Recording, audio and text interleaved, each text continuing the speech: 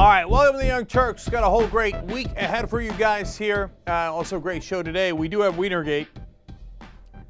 Unfortunate name. It is, but another great example of Andrew Breitbart and what a fraud he is. What an absolute joke he is. We'll get to that in a little bit. And then we've got, of course, the presidential race.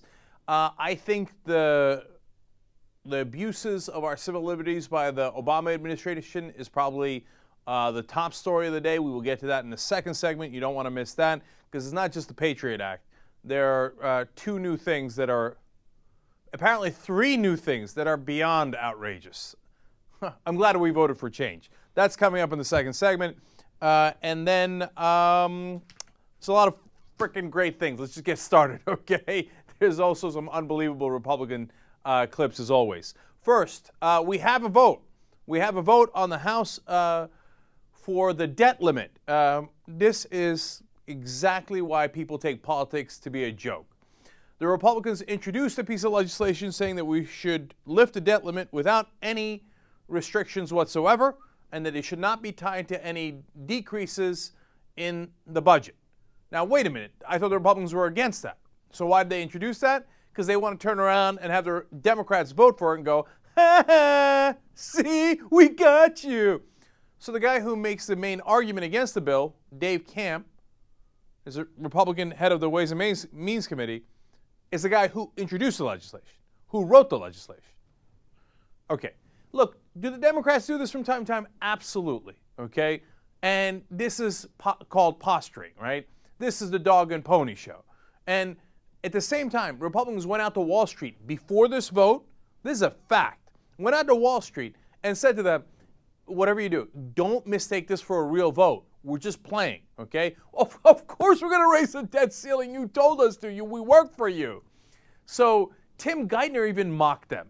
He taunted them, saying, hey, listen, I talked to the bankers who already got absolute rock-solid assurances from John Boehner and the other Republican leadership saying that they will absolutely raise the debt ceiling.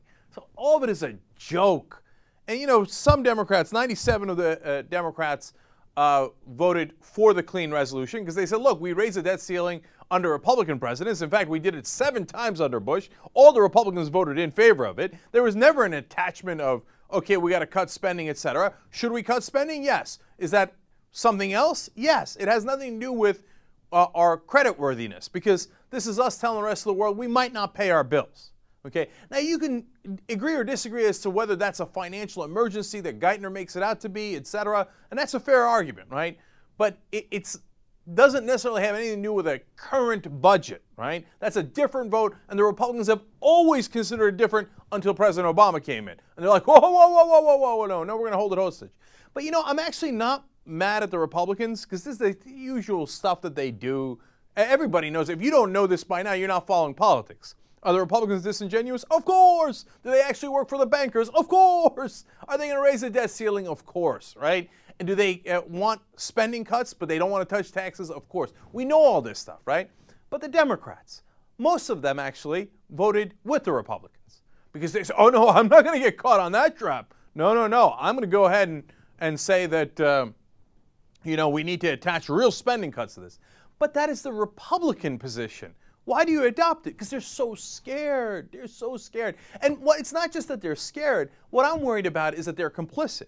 That this is a game, a shell game being played on all of us. Because right now, Vice President Biden has already said they got $1 trillion in cuts that they're ready to go with.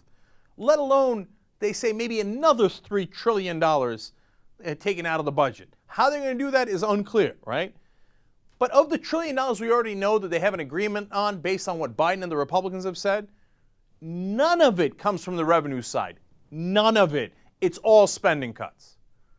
It's the Harlem Globetrotters and the Washington Generals, the Democrats, are supposed to go out and lose. And they play their role really well. So they come out and they go, oh my God, the Republicans made us cut spending by $1 trillion. Oh, it hurt the middle class and the poor. Oh, what could we do? The Republicans made us do it. And they go along with this charade. I'm tired of it, man. I don't know. I'm like, and we're supposed to treat them as like legitimate people with actual principles and ideology? Sure, look, the 97 Democrats that voted in favor, And maybe that's a large number given how corrupt our political system is. So you give those guys, credit for saying, hey, we're going to vote on this as we have always voted on it. It's a clean vote to raise the debt ceiling as we did on the Republican and Democratic presidents. The rest of the Democrats, they're corporate hacks.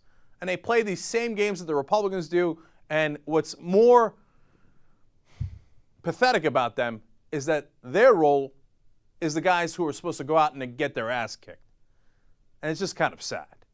All right, so that's the game that was played today. And anyone who covers that earnestly as if there was a real vote doesn't understand a thing about politics. Okay. Furthermore, speaking of politics, we go to 2012, okay? Sarah Palin, what an unbelievable joke she is.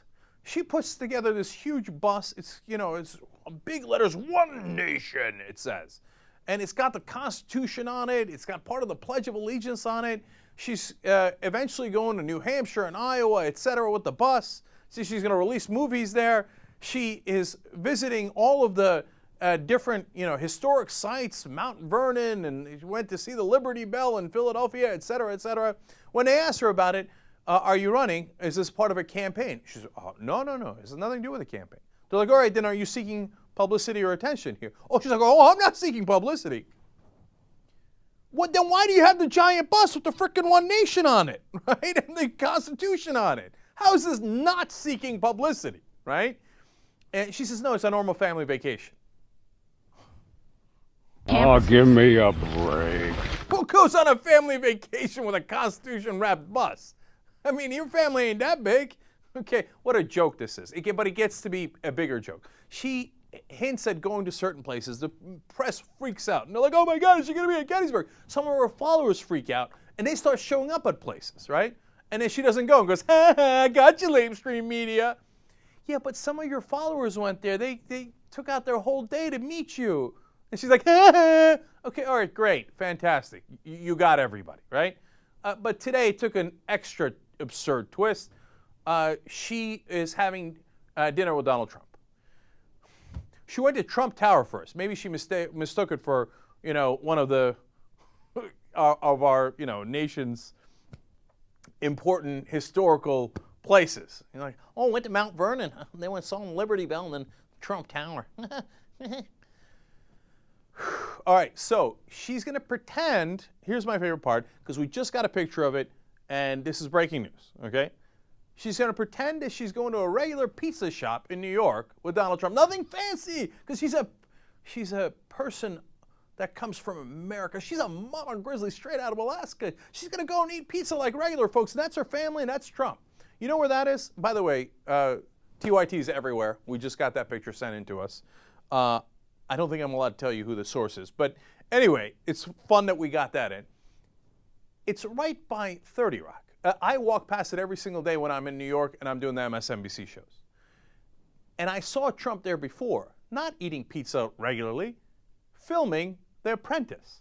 It is where they shoot appearances for Donald Trump because there's a lot of people around there and everybody sees it, and then they shoot the people by the window, etc. If you want to be seen in New York, that is where you go. In fact, it is specifically where Donald Trump has gone before to shoot television appearances. So it's not like some pizza joint that they happen to walk into or they didn't want to get caught. Oh, golly gee willikers, did we do this right next to NBC News and Fox News Channel? And now all these cameras surround us when we were just trying to eat pizza? Oh, golly gee, I was just on a family vacation. Come on, what a fraud. What an unbelievable fraud. How can any Republican voter think that this is real and that she's a real person that is interested in anything but making an incredible amount of money? At this point, I don't think she's going to run. Only if she thinks it'll make her more money will she run. Right now, she's near the top of the polls, so, apparently there is no limit to how gullible and silly Republican voters can be. You think that's a serious candidate? Look, she's obviously seeking publicity. That's why she went to go talk to Donald Trump. She figures, if I go talk to Donald Trump, will the press go crazy over it? Say it with me. Of course they will. I led my MSNBC show with it. It's the second topic here. She's putting out this huge red flag going, look at me, Later I will sell books and charge hundreds of thousands of dollars for speeches. It's so transparent. Okay, I'm getting close to calling it with her. Oh, by the way, one other amazing thing. President Obama, in the middle of his speech, talks about how we have one of the greatest militaries ever, right? And Sarah Palin goes on the attack. Now, wait a minute. What can you possibly attack in that statement? What? She says, no. He said one of the greatest militaries. He should have said, obviously, the greatest military. I mean, you're a child. You're a sad little child. But what's much worse is anyone who takes you seriously. Like a Republican voter thinks, oh, that's a good one, Sarah. I'm going to vote for you. Now, they even took the quote out of context. What President Obama was talking about was actually that we are one of the best militaries of all time. So I guess Palin said, oh, of course, Alexander the Great, and the Allies during World War II, all those things. No, we're the greatest ever. You must always say we're the greatest. Okay, but everybody knows that. This is not a real issue. What a goofball this person is. And now, by the way, what is the real point behind that? They want to say, oh, the president doesn't really like the United States. He claims to be the president of the United States, commander-in-chief who just killed Osama bin Laden.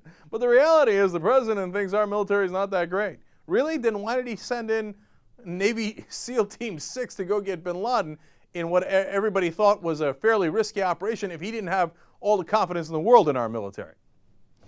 Why am I debating these clowns of the earth? Okay, so now, Palin and Bachmann. Well, Bachmann's on Good Morning America. She's going to get asked about Palin. Let's have fun and watch. Clip one. What is the one thing that sets you apart from Sarah Palin?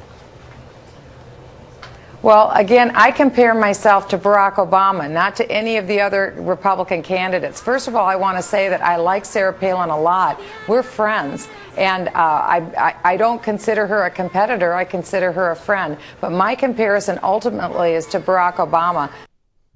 Of course, Michelle Bachmann and Barack Obama on the same stage. She says, we're friends. Yeah. If Palin was actually running, oh, well, look, they're running against each other. I don't blame them, but the knives would come out.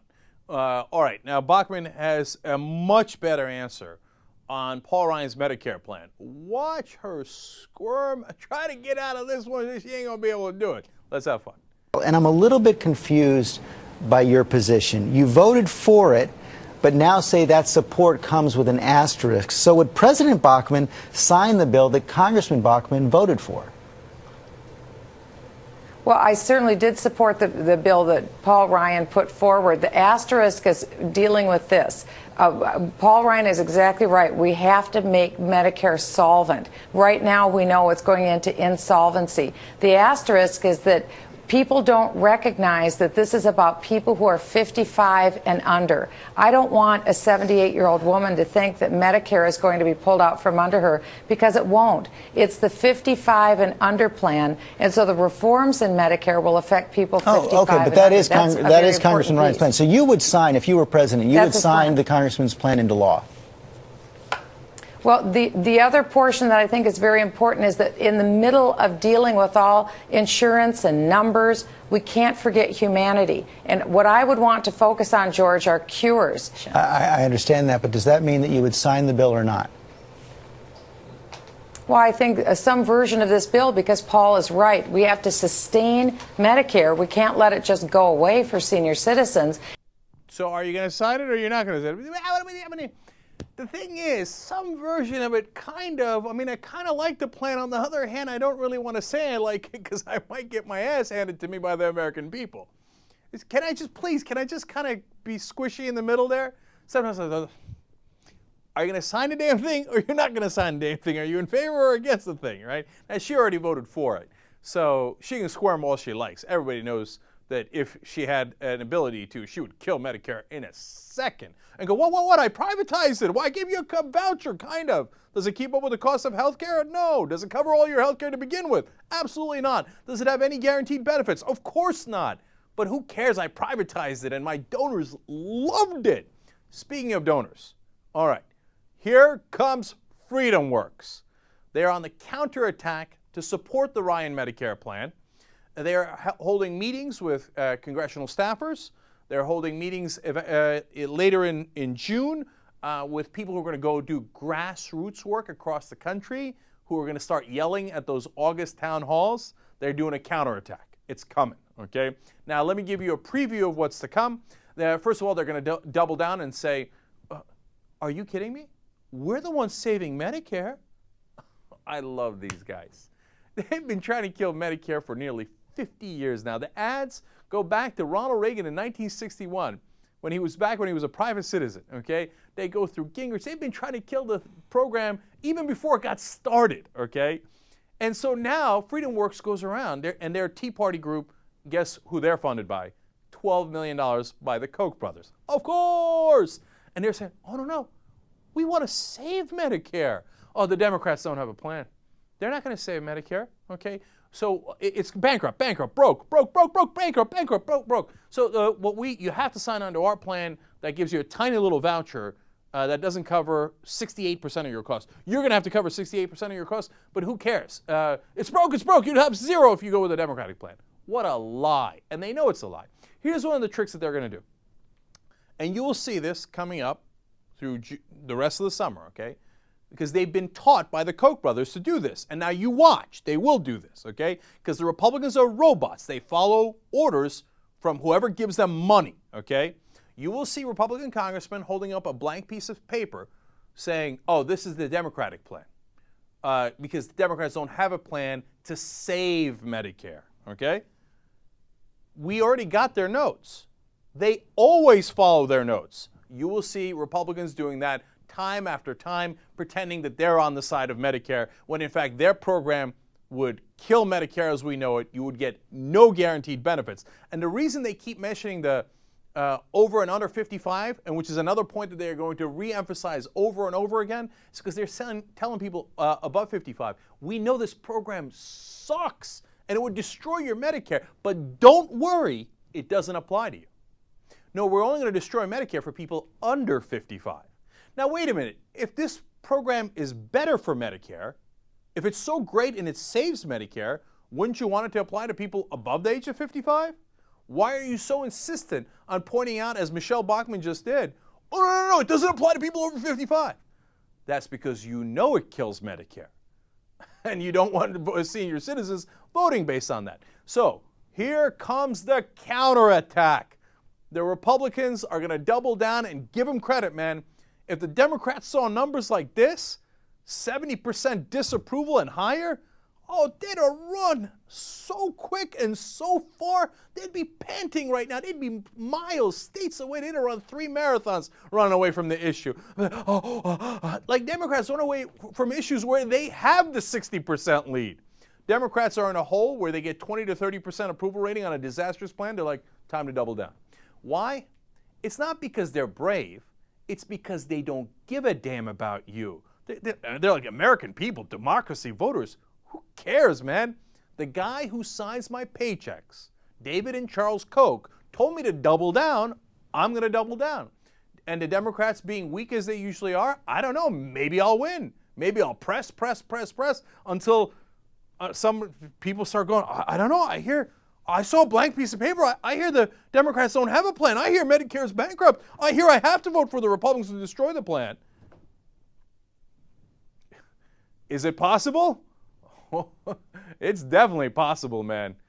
So I hope to God that the Democrats engage when they get counterattacked, that they don't run as they usually do, that the battle is joined. And on this, they have attacked and attacked. Wait till they do the deal where they agree with the Republicans to cut Medicare. That is going to be an unbelievable day, except that it's totally believable because we know it's coming. All right, back to Bachmann for a second. God, I got so much news for you today. Michelle Bachmann says, don't worry. She has talked to God and gotten his approval. Oh, thank God. Okay, good. Okay. She said, quote, well, every decision that I make, I pray about, as does my husband, and I can tell you, yes, I've had that calling and that tugging on my heart that is the right thing to do, and because it's such a momentous decision, not only for myself, my husband, and our 28 children, it is a momentous decision. Does she really have 28 children? I think she does. I got to tell you something, man. You got to give her credit for that. She's a fostering vacuum. She has picked up so many kids and has so many foster children. Look, I'm serious. I mean, putting aside the vacuum nonsense, give her credit, man. It's literally unbelievable, right?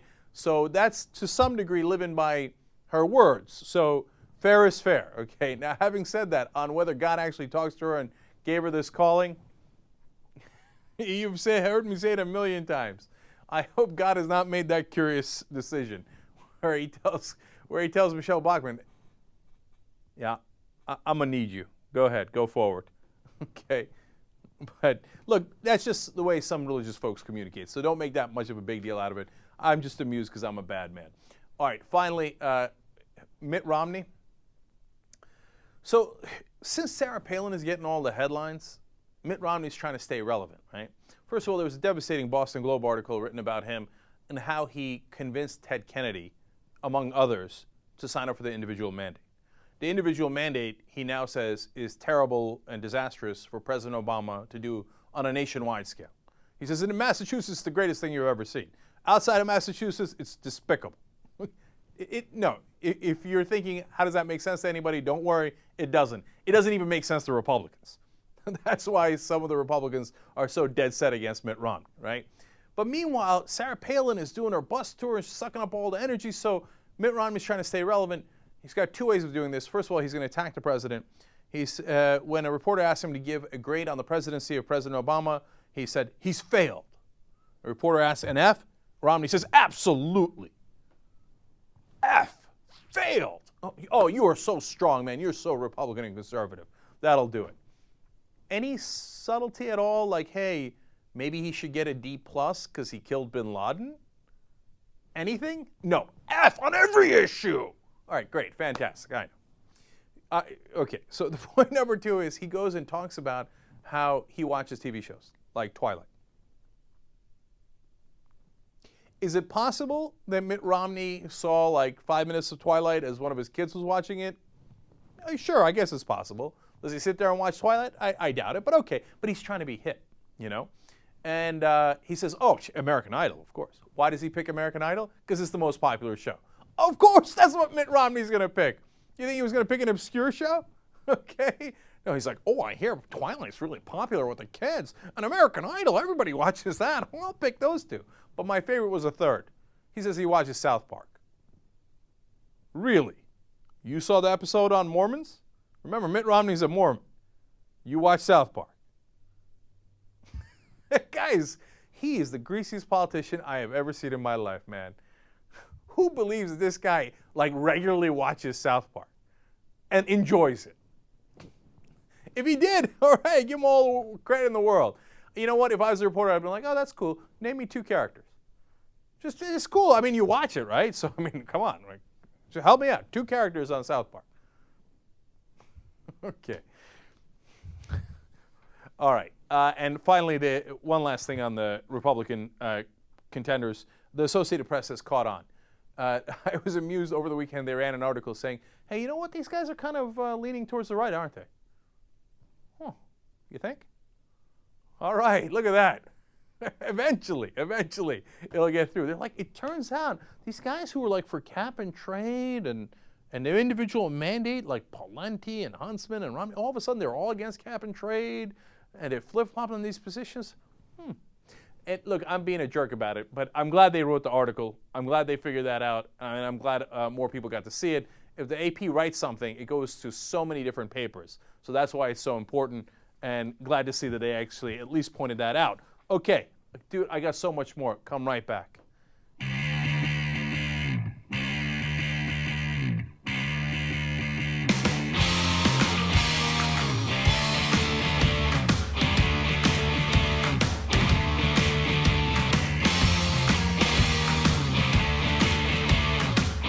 All right, back on the Young Turks. So, at the end of last week, the Patriot Act was up for renewal for 4 years, and it passed very easily.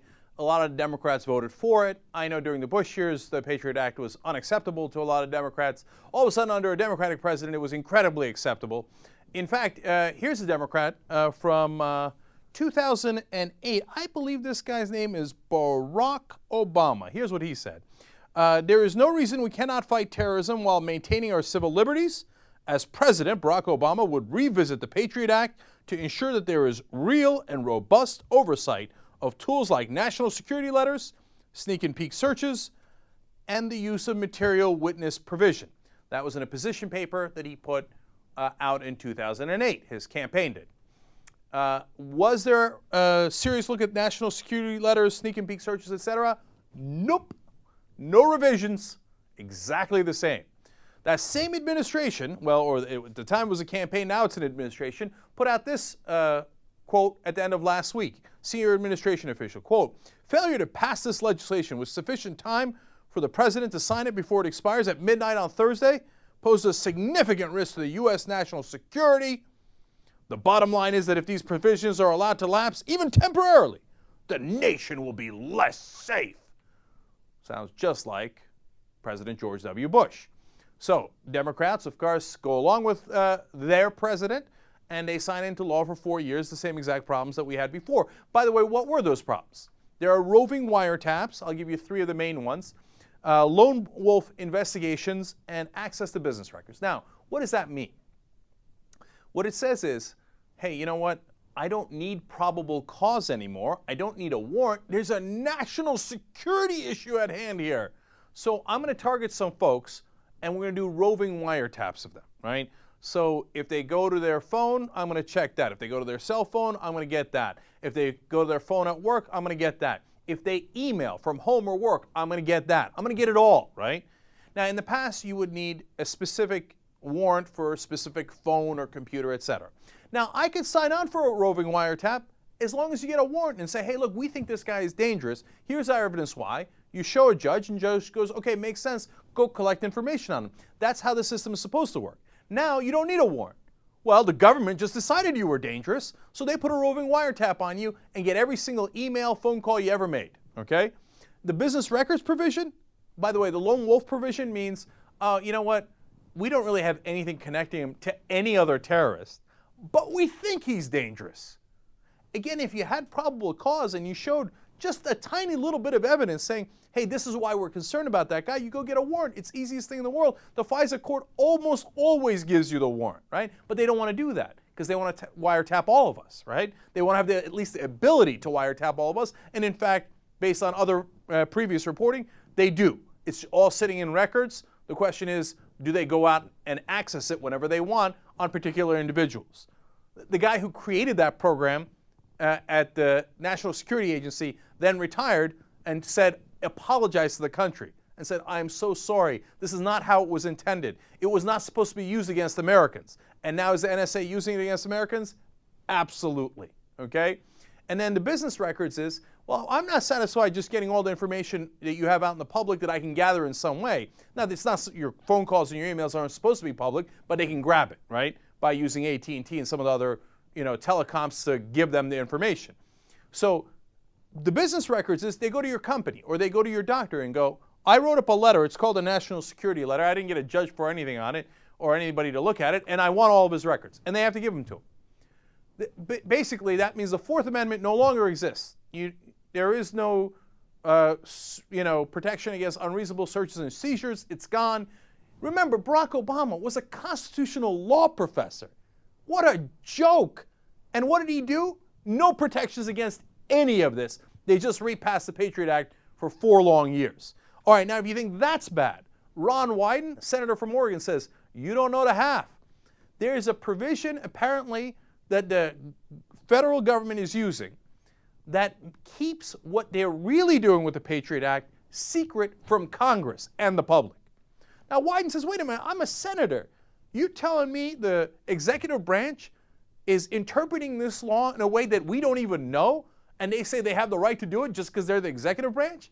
He said, that's outrageous. And we know they're doing it because Senator Wyden says they're doing it. We just don't know what it is.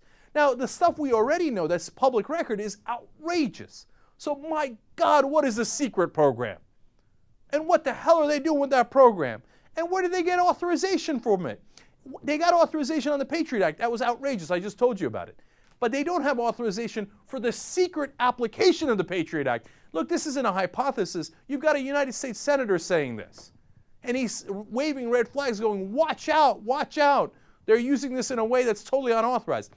We elected a guy for change? What was the change? That we get spied on more? That our civil liberties get crushed more? Where the hell's the change? You think that's bad? It gets worse. The U.S. Department of Homeland Security is conducting tests on a program called Future Attribute Screening Technology, FAST for short. Raw Story is reporting this. Nature magazine reported. I'm shocked by it. I almost literally cannot believe it. It is a program that is supposed to judge our intent for future crimes. That's it. I mean, we're officially in science fiction. I mean, this is almost beyond Orwell. It's a Tom Cruise movie. They are trying to judge, quote, your malintent. Now, comically, Department of Homeland Security claims that they know it works 70% of the time. Where did they get that information? What, they cost 70% of the terrorists? When? When did you catch a terrorist using this program? And what's the 3 terrorists you missed out of 10? What a joke. What experiments did you run that you get that number? Absurd. So now they say, don't worry, back in 2008, they did a privacy impact assessment. And the technology is supposed to measure people who intend to cause harm. They are looking for physiological properties such as heart rate, eye movement, which can be used to infer a person's current mindset. This is what our government is doing? We've lost, man. This isn't the democracy. This isn't the United States of America. Because we are apparently, theoretically, in a panic over terrorists and what they're going to do from their bunker in Abbottabad, we've given away our rights. We've turned this into a police state. You think that's bad? It continues to get worse and worse. There's a new article in Wall Street Journal today saying that the United States government reserves the right to take military action against a cyber attack. Here is one unnamed military official, according to the Wall Street Journal, quote, if you shut down our power grid, maybe we will put a missile down one of your smokestacks. Now you think, okay, look, I think that those cyber attacks can cause tremendous harm, right? And I get, of course, that the Pentagon is concerned about it, not just for regular business and how much money it's going to cost, but what it can do in terms of national security, et cetera. I understand all that. And I think people take cyber attacks way too lightly, and I think they do cost millions upon millions of dollars. But we don't get to drop a bomb on their head. Now, is it going to get stretched to beyond the military? Oh, of course it's already stretched. They say, well, Lockheed Martin, a private corporation, does a lot of defense work. So if you hack into Lockheed Martin, well, then we could bomb you as well. You think they're not going to stretch that to other corporations? You think they're going to ask questions outside the country? Oh, who did we, in the words of this guy, put a missile down their smokestack? This is beyond. You think that it's going to be just the terrorists who are cyber attacking us? Come on, man, don't tell me you're that foolish and naive. It starts that way, and then where does it go? Well, there was a cyber attack from WikiLeaks who happened to get sensitive national security information, and since they got that information and could be giving it to an enemy of the state or releasing it to the public where enemies of the state would see it, well, we're going to call that a cyber attack and order up a couple of drones. We have slipped into a disastrous police state. And nobody looks like they're getting out in front of this at all to stop it. Where are the Democrats? Missing in action. What action? They're nowhere to be found. Well, the genius of this whole military-industrial complex was to put President Obama in charge so the Democrats would shut up. They said, what? It's a Democratic president. The guy who we claimed had the most liberal record in the Senate when he was running for president, he's the one that says we should do all of this. We should judge your malintent and do actual military against cyber attacks, and that we should take away your rights to privacy and do warrantless searches on you. Well, you can't disagree with Democratic President Obama, can you? And of course, the Republicans love it, and here we are. Disaster on top of disaster.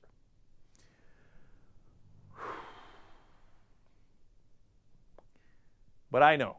Obama's a great president. Hey, Yes. if you don't do anything wrong, or if you don't plan to do anything wrong, you'll be fine. Stop complaining. Unless, of course, you're cracking down on the banks and you happen to visit a hooker. Then, Cenk, do you have any intention of doing anything wrong?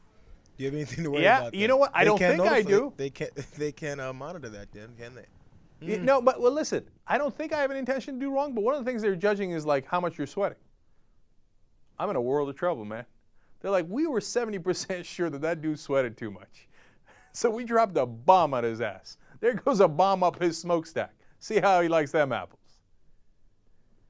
And by the way, conservatives, if you're not flipping out over this, you're not a conservative, you're a fraud. Conservatives should despise this policy. And you're giving this kind of power to Obama. Boo! How does that not scare the hell out of you? Where the hell's Rush Limbaugh? Where the hell's Fox News Channel? They love this stuff. Military-industrial complex, man. They pay the bills. So you think that the Fox News and Rush Limbaugh, et cetera, are going to protest against Tim Geithner, the greatest friend the bankers ever had? Of course not. Shh.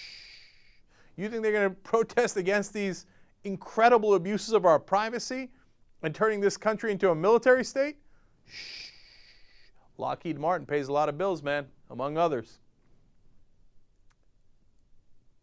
Ben Mankiewicz has said on this program a million times, we did this show together for God knows how many years, right? He said, the American system is better than this. It will get back to where it's supposed to be. Yes, they're radicals. The problem is, once the radicals get normalized, once you get the next president, he says, yeah, it's all good. Don't worry about it. I'm a super lib, and I'm telling you, we should spy on everything you possibly do and have super secret programs that judge your intent. Don't worry about it. Then all of a sudden it's perfectly normal. You think we're ever going to walk that back? How in the world are we going to walk it back? What are you going to do? You think this country, the media, is going to let you pick a president more liberal than Barack Obama? I mean, they think he's the biggest Maoist of all time.